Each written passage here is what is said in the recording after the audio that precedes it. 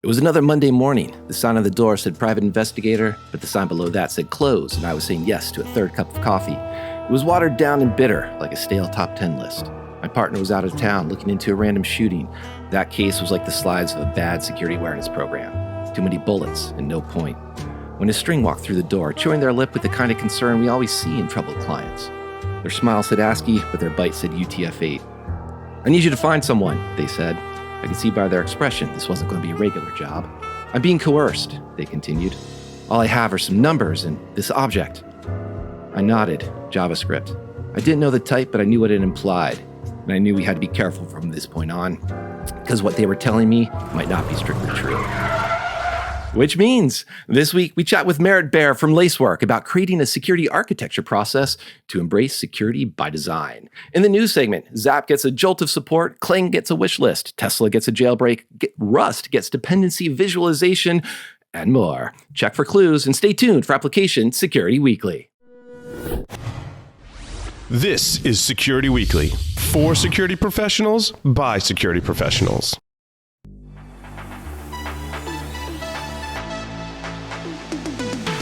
It's the show to learn the latest tools and techniques to understand DevOps, applications, and the cloud. Your trusted source for the latest Appsec news. It's time for Application Security Weekly. Business Security Weekly is recorded on Mondays at 3 p.m. Eastern Time. Each week, we address the challenges facing CISOs through our guest interviews, including former and active CISOs. Our news segment is focused on leadership and communication to better help security leaders translate and communicate security risks into business risks. Jason Albuquerque, Ben Carr, Tyler Robinson, and others add their expertise to the conversation. I'm Matt Alderman, and I hope you search for Business Security Weekly in your favorite podcast catcher and subscribe to download our latest content. This is episode 250, recorded August 7th, 2023. I'm your host, Mike Shima, and I'm here with John Kinsella. Hello, Mr. Kinsella. Good morning. I'm trying to come up with some sort of witty comeback on that great intro, but I don't have it, so I'll just say hello. Yeah, the best pun I could come up with is a private API, but we'll see. Still workshopping that one. While I'm workshopping that, please think about joining us at an upcoming official cybersecurity summit in a city near you. This series of one-day, invitation-only executive-level conferences are designed to educate senior cyber professionals on the latest threat landscape. We're pleased to offer our listeners $100 off admission when you register with code SECWEEK23. Visit securityweekly.com/cybersecurity summit to learn more and register today. Merritt is Field CISO at Lacework. She provides technical security guidance to Lacework's customer executives. She is also instrumental in the security industry, speaking, talking, and advising companies on security at scale, and she helps to inform Lacework product roadmaps with customer and threat landscape feedback. Previously, Merritt served in the office of the CISO at AWS, is part of a small elite team that formed a deputy CISO. Merritt has experience in all three branches of government and the private sector. Before Amazon, Merritt served as lead cyber advisor to the FCC. She also advises and serves on boards of young companies, including Expanso, which is an open source platform that enables efficient and secure distributed computation. Hello, Merritt. Thank you for joining us. Hi. Thanks for having me. Here we are. We're happy to have you here because we want to dive into some more cloud security. Something we always talk about it, but we haven't gone in depth in a while. But we're actually starting with something a little bit different, architecture or ArchSec. Kind of sounds like Appsec, but maybe it's not the same. We need to be perhaps a bit more mature about this, or before I set up any more, why don't you tell us what ArchSec is in this case? Yeah, definitely.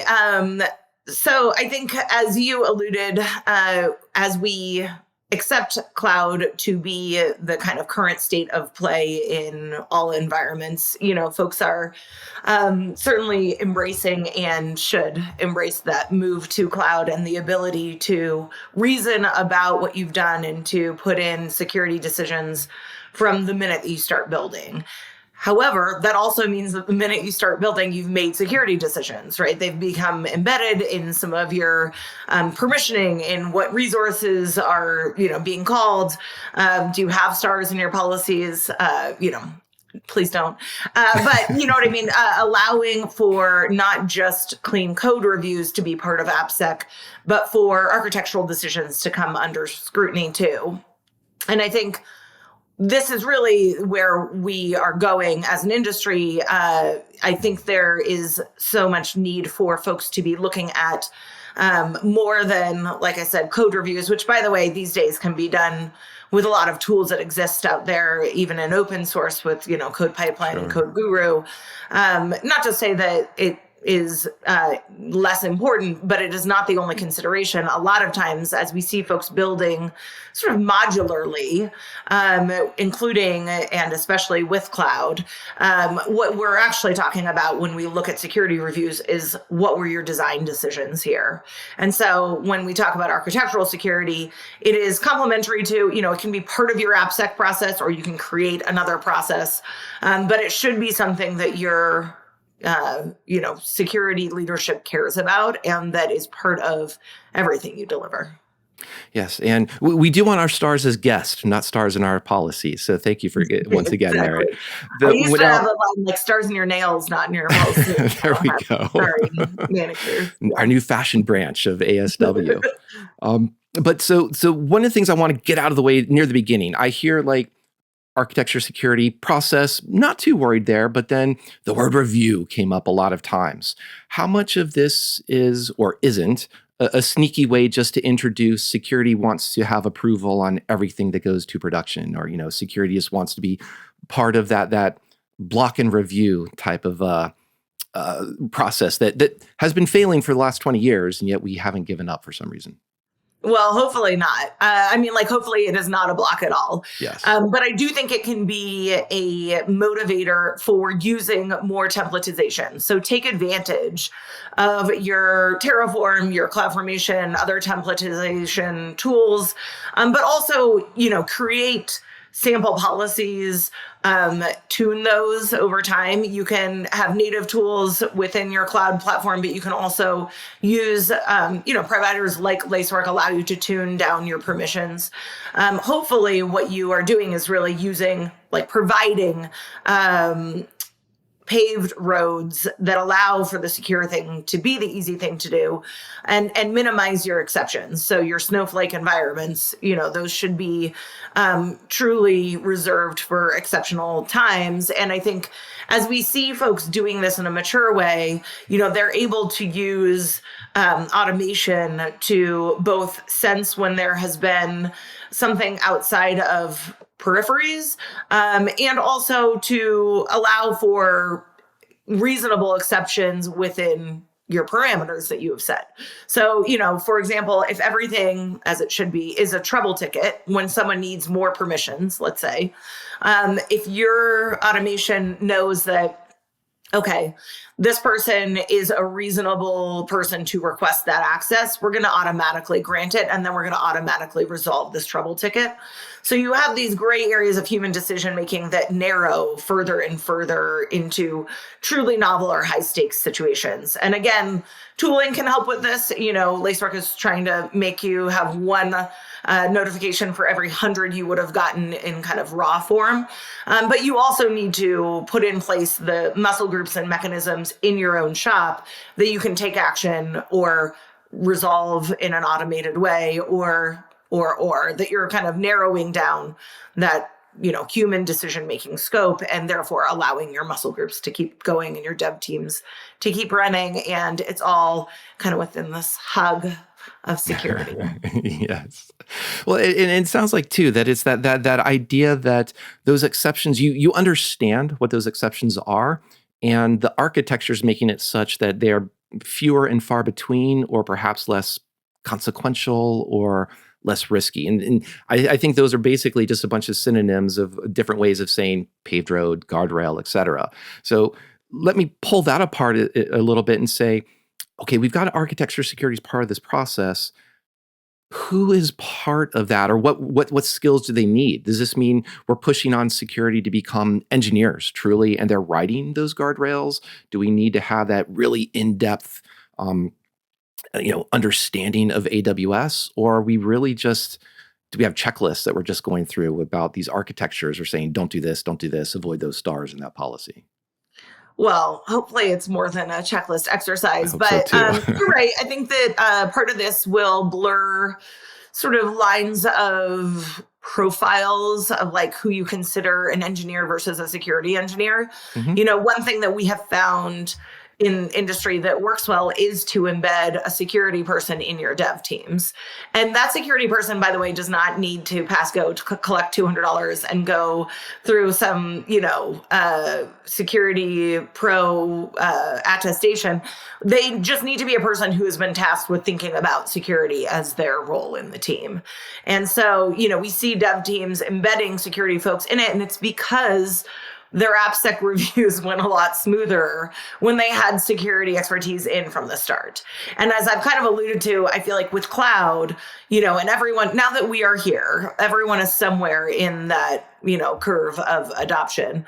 But with cloud, like you've built in security decisions the minute that you have started doing anything, because you've, provided instructions in the form of, even if it is a template, right, in the form of like permissions, what you're spinning up, who has access to it, what data is in that storage or database, what you're using that compute for. All of these things are factors that now have influenced what decisions you made as you spun up that environment. And so there's no like, oh, let's just get a physical machine and put it in front and call it a, firewall. That's not how security works in abstracted environments. And so, but increasingly we are seeing folks make use of modularity and, using templatization, using known goods, and being able to come back to a known good state. That's just a hallmark of cloud. But you have to, in order to do that in a meaningful way, you have to actually enforce it. Like you have to really live by the paved roads that your security team and you create, and that hopefully takes advantage of automation and other insights that you're getting. And that's the way you're able to move fast and be secure, is to have it really be something that's under sets of controls. And as you alluded to, also like sets of fallbacks, right? Like fail states and redundancy and disaster recovery are all things that you've planned for and limited real impacts. And as you push to production, that lens gets narrower and narrower. So these are all just thoughtful decisions. No one has like the silver bullet or whatever you want to call it. Like no one out there is perfect at their approach, but the folks who are doing a really mature job of this are the ones that are just continuously getting better. And they're constantly saying like, why did this take us 3 hours to notice? Or, how did this request, get lodged when we already have blanket permissions against it, or, and so you're constantly checking that what you know. But some canaries should always fail. Some should always go through. You should be using canaries. Those kinds of mechanisms that are increasingly available, but you still have to do them. Merritt, I'm going to be persnickety on I guess your word. This not meant a bad way towards you, but I'm sort of curious to dig into it. Decisions. So the security decisions which someone is making around a cloud, if it's their first time using, I don't know, Green Cloud, let's pick on them. If they're new to Green Cloud, they're setting up their Terraforms, whatever they're doing with it. Is it really a decision when they don't understand the scope of the architecture, which they're these are very large pools to understand. Is that, how does that, I guess where I'm going with this is, how does that, is it a decision or not, or how much learning do they have to do up front? Do they have to be informed? I like what you're saying, where you're going with the canary aspect and the ability to continuously improve, but how did they do it initially? Decisions that you didn't make consciously are still decisions, and they still impact your security bottom line. So, I think there's plenty of known good templates out there, including an open source. If you go on GitHub, you'll see examples of some more and some less permissive policies. You'll be able to, you're right, like ultimately there's no replacement for the hard work of just implementing your own controls and seeing what works and what, which team is bumping into guardrails, and therefore were your guardrails too restrictive, or is this team off the rails? Like making those consistent improvements. When you are spinning up a new environment, presumably you are also, to answer your question directly, I would be very cautious about using real, let alone regulated or otherwise relevant data until I feel confident about, the way that I've set up my environment. But there's plenty of accessible best practices in the form of templates and primitives and other, tooling out there. And of course, you have your logging and monitoring. That's the whole point of cloud, is that you can see everything. It's an API call. Then you're going to be drowning in data. So that's why folks, use a tool like Lacework to filter signal to noise. But there's lots of approaches that work for folks. And there's tooling out there that works. But, you're going to want to remember what the shared responsibility enforces, which is that your design decisions are on your side. That's not a security breach on the cloud provider's side if you have misconfigured something. Along those lines, speaking of misconfigurations, I'm curious, do you, as someone that is, an organization wants to set up this architecture security review, this role, this type of process, is there something that tends to be a bigger bang for the buck, to sadly lean into a little bit of cliche speak, in the sense that here are some common misconfigurations, or here's a common architecture design that can actually, if done right from the beginning, helps you down the road to isolate breaches, make breaches less impactful. And I'm not sure. I don't want to list off any particular service because I'm just curious what might be out there, and I might have just a biased view of what the cloud looks like to me. So the benefits of using templatized environments and of sort of knowing what you've done and being able to continuously validate that the permissions you gave are the ones you intended and that they're on escalation paths and other things that, some of which you can do natively, some of which you might want tooling on top of to do that cloud posture management role. You're going to see those in the form of, the template itself, so like the Terraform or whatever you're spinning up. Sure. And then you're going to see it in the form of API calls. Like CloudTrail will log every API call attempted, including the ones that go through. So if you're seeing knocks at the door, one of the reasons that folks use a service like a security, data correlator like Lacework is that they will only ever see their own environment's data, but we see across the landscape. So part of what you get when you're doing cloud security is this ability to kind of reason about what looks anomalous and to actually detect previously unseen threats in your own environment if other folks have already seen those kinds of patterns. So I think, there are a lot of reasons to move to cloud, and I think security should be one of them. But regardless, moving to cloud is good for the business. You can do more, you can be more elastic, you can be more flexible, you can go abroad in a click of a button. There are so many ways in which it's actually just a business decision to move to cloud.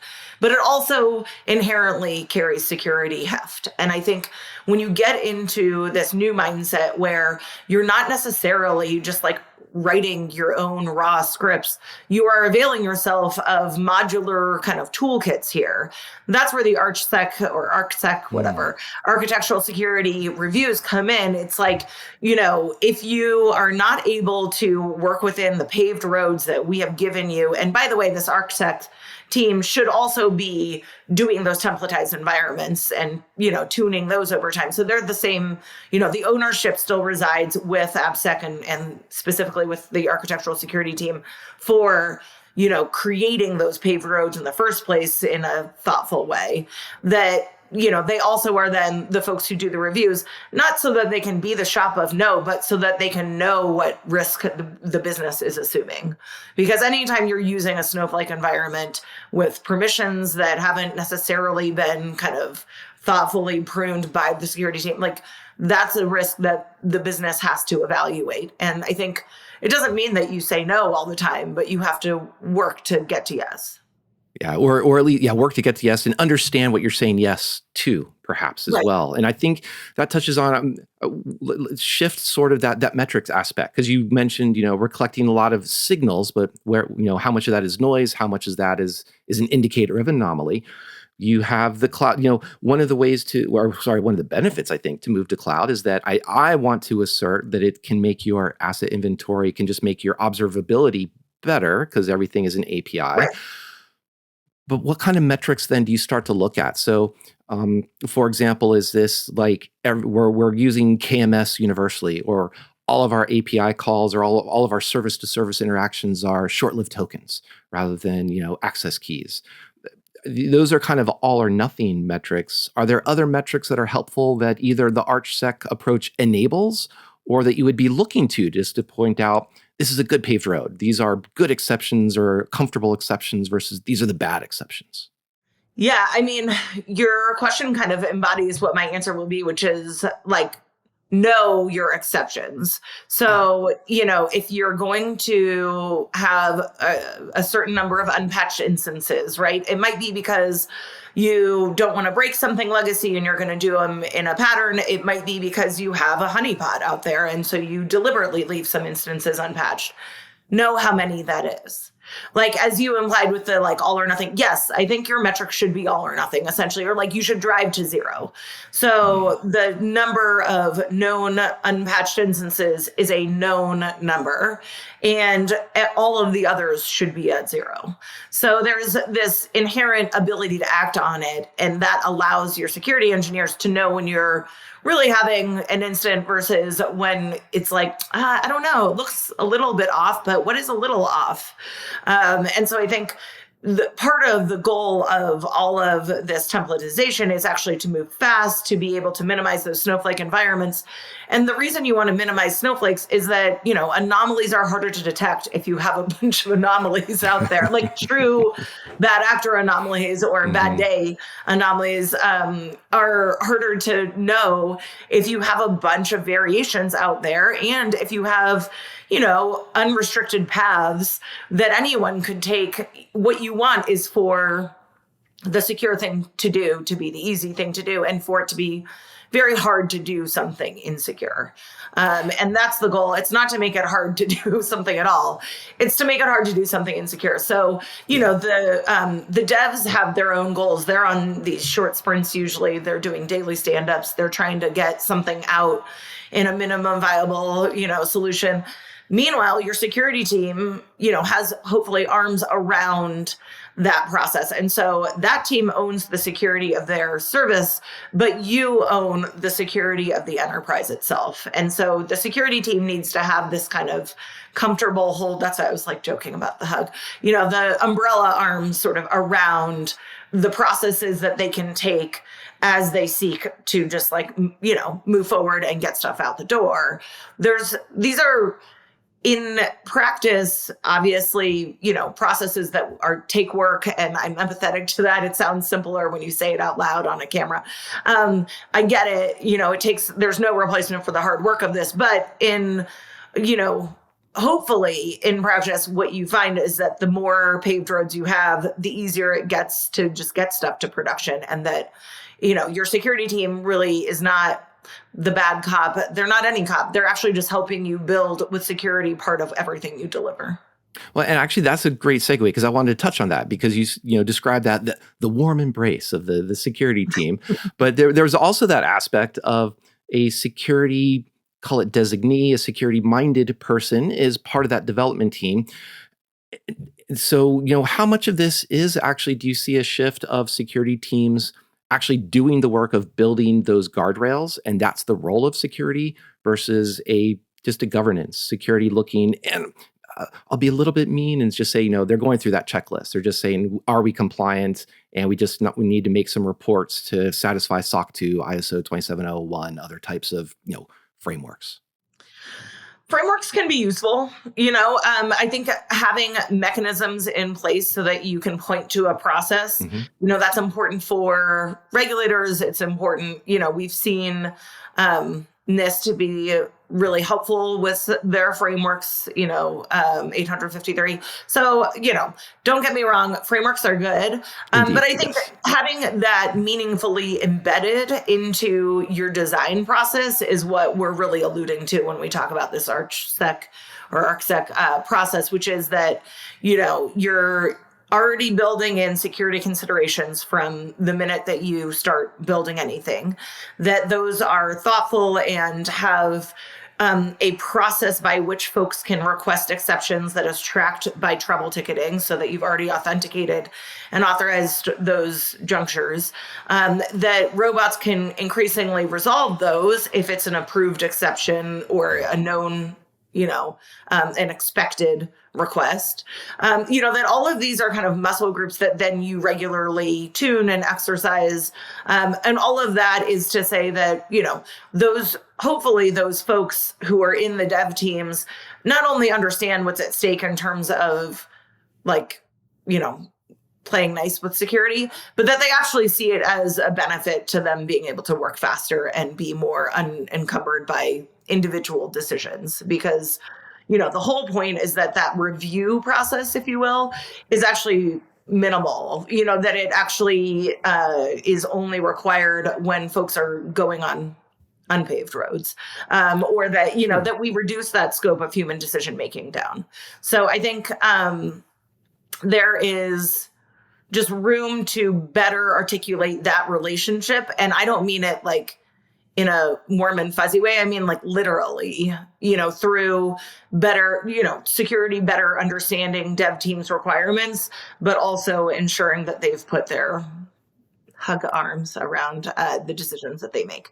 And this is true. I mean, this is a good thing for IP considerations too. So for example, if you're grabbing stuff from open source, knowing where you have used building blocks will be, you want to have a always push, never pull policy for your code snippets as well.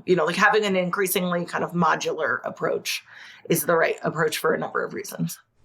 So this is, you went down a path I want to talk about as well. You mentioned Jira, so I'll just run with that example for documentation. What do you think about, I think about when we start talking about architecture, I think about from a developer's point of view, is there a way for me to document? Why did I make this choice? And then also that comes handy, not just for me and, 10 minutes going, why did I do this? But also if someone new joins a company, how did they actually get up to speed? So I don't know if you're familiar with ADRs, architecture, design records, or if maybe Jira is your thing. Is there something you want to talk about to that? How do you actually document these choices which are just made? Folks have tried very creative ones, including blockchain and making sure that you can log everything. Yeah, I know. But I think the short answer is everything is a trouble ticket. And that allows you to track, who the requester was, what it gives you standardized data in an analyzable format. And it also gives you metrics that you can pull on time to resolve. We never have a strict boundary about what time, it takes as long to resolve as it takes to resolve, but we can have metrics around, time to respond, around, if it was something that could have an automated path, was it remediated in an automatic way, or do we need other hooks in there to trigger? This should be the kind of process that comes under some forms of manual review, right? Maybe you have your weekly metrics meeting and you say, why did it take us 3 hours to notice this? Maybe it is when you're reporting to the board that you want to pull out some relevant metrics around, what you're doing. A lot of times security professionals have nothing to show except the fact that something bad didn't happen. But now they're asking for more budget, right? Or now they're asking for a tool that they feel like it would be helpful for them to have better intelligence. And I think as we think about what can be meaningful data for boards, for insurers, for other oversight bodies, part of this, I think, can be that data around like dogs not marking, right? The fact that Appsec reviews went smoother because ArchSec was embedded in the process, that a security engineer on the team meant that the whole thing went on a more, easy path. All of these kinds of ways that we can think about just representing deliberateness and the kind of programmatic muscle groups that it takes under the hood to have what looks like actually just a clean bill of health, because it's really hard to have nothing showing up. But I don't think that, most folks don't like chief security officers are rarely the one ringing the NASDAQ bell, right? So we don't get a lot of credit or, attention as part of the core business. And I think this should be one of the metrics that folks can point to that says, we were able to create more and do it in a secure way. And this is a benefit, not just for the business to be able to move fast, but also for everything that you inherit when you're a user or an end, consumer or a downstream consumer of this business or enterprise or entity. Obviously, it's true for public entities as well as private. Yes. Anything those poor you consume CISOs. these days, like security matters, Yeah, those poor CISOs are still ringing the door. Oh, sorry. I was going to say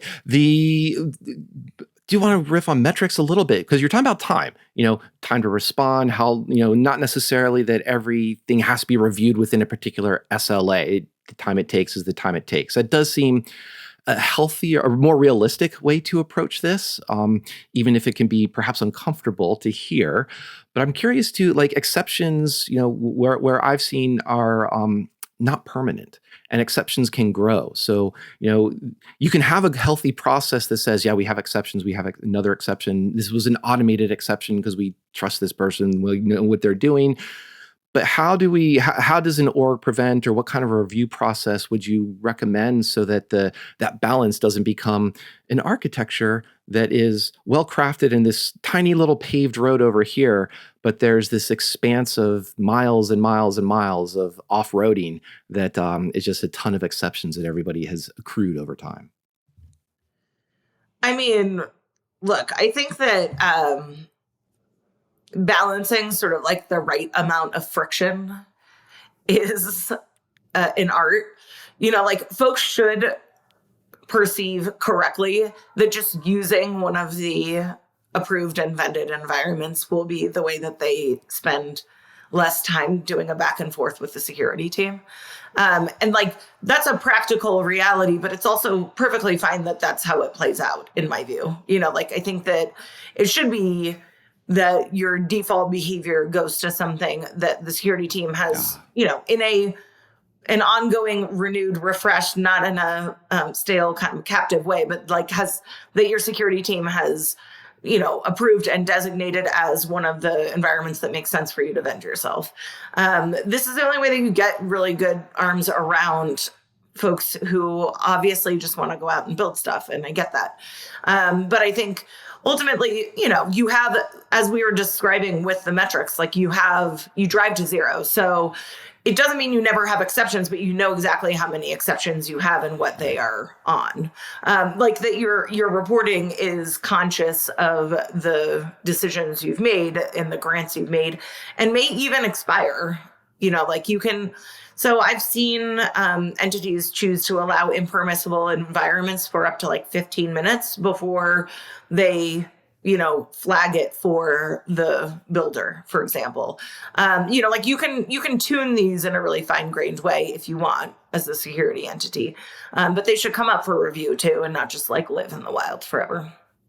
That's interesting. So, live in the wild forever, the right amount of friction. Those are more than 3 words. And one of the things I like to ask our guest, Merritt, is to describe Appsec in 3 words. So given that type of constraint, I'm curious, what your description is for that. I would say intention's not enough. You got to go do it. And it's going to take a process, and there are going to be devs who get frustrated, and there's going to be security folks who want to walk away because it gets hard to balance all the equities. But I think having a process, having a framework, having those muscle groups, obviously having tooling and being part of current practices in cloud will give you that edge that you're able to reason about the data that you are, getting around your configuration. So you will see those API calls. You will, know that you can reason about what you've done rather than just like checking to see if every VM is plugged in, which really was a security person's job until relatively recently. So you get this luxury of dealing with abstracted environments and being able to vend yourself and being able to spin up and spin down. But within that, we need to see those, more than good intentions. Like folks time and again, deal better when they understand the expectations and when they can work within a reasonable framework of requirements and vend themselves primitives where they can. It's just the challenge of cloud is also the promise of cloud, which is that you get to take advantage of those abstracted environments. No, I love that. And it sounds like it kind of ties back to the very beginning that you can intend to have a good secure architecture and paved roads, but if you're not building that security culture of helping out those engineering teams, having that empathy, if you will, of providing a process for exceptions, allowing the good exceptions, figuring out what the bad exceptions are, how to respond to them, then doesn't matter what your intentions were. The reality is that you don't have as good a security design as you could. Yeah, know what you know and, minimize those snowflakes because it's just going to make everyone's job easier. But yeah, it's always going to be like a handshake over the fence. It's not, the sheriff coming to town when the security team comes in, right? And hopefully it also kind of gears the business into considering security at every stage. And I think we see that reflected in, SEC regulations around security incidents being disclosed because it's material to investors, because it's relevant to your interests. And so, I think that when we see the seat at the table, we want to see that reflected in the practice. How do you get a culture of security? By doing it. And as you said, Merritt, so companies now get about 4 days to report a material breach.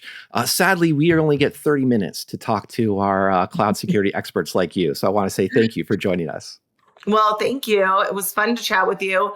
And I know you usually do a call to action. I have a CISO board book that Lacework put together that helps identify folks who are security experts so that if you're looking for a board member who has expertise in cloud, obviously I'm in there too, but it allows you to look by geo and region and also to learn a little bit about folks' backgrounds. I hope that things like these SEC regulation will just encourage entities of all sizes and maturity models to be able to make the play they need to do the secure thing. And part of that will be having representation on the board for security expertise. Indeed. And we've got that in a link in our show notes. So listeners, please go check that out. And as you said, Merritt, the CISOs may not be ringing the bell on the NASDAQ floor, but they are trying to at least ring the doorbell to get in the room and have that conversation in the first place with those boards. So call up Merritt, have a chat with her and her friends. Thank you once again. I want to say thank you to John and thank you to all of our listeners. We're going to take a quick break now and return with news of the week.